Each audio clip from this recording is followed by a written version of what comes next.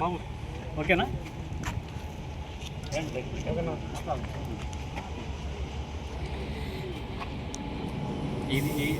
ఈరోజు మాటూరు టౌన్లో వచ్చేసి 2 బృందాలుగా మా సివిల్ సప్లైస్ డీటీలతో సడన్గా ఇన్స్పెక్షన్స్ అనేది మేము చేయడం జరిగింది.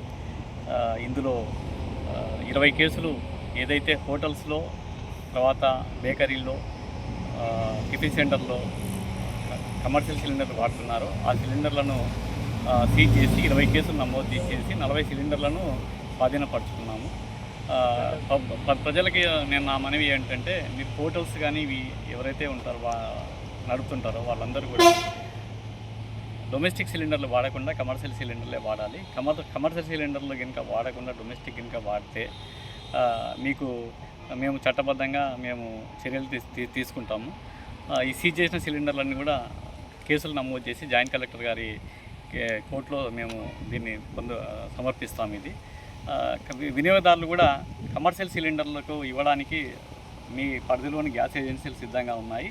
మీరు ఖచ్చితంగా కమర్షియల్ సిలిండర్లను సంబంధిత ఏజెన్సీ వద్ద తీసుకొని వాటిని ఉపయోగించుకొని వ్యాపారాలు చేసుకోవాల్సిందిగా నేను రిక్వెస్ట్ చేస్తున్నాను.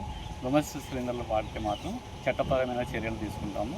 ఇందులో మా సివిల్ సప్లైస్ డిప్యూటీ తహసీల్దారు, ఇక్కడ లోకల్ డిప్యూటీ తహసీల్దారు సురేష్ గారు, తర్వాత ఓంకార్ గారు, తర్వాత కిషోరు, గఫూరు వీళ్ళందరూ ఇందులో పాల్గొన్నారు.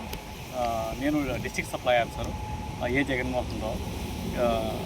మా డిపార్ట్మెంట్ తరఫున మేము అప్పీల్ చేసేది అందరినీ మరొకసారి ఖచ్చితంగా కమర్షియల్ సిలిండర్లే వాడండి. హోటల్స్లో కానీ టిఫిన్ సెంటర్స్లో కానీ కమర్షియల్ సిలిండర్ వాడండి. డొమెస్టిక్ సిలిండర్లు వాడితే చట్టపరమైన చర్యలు తీసుకుంటాము.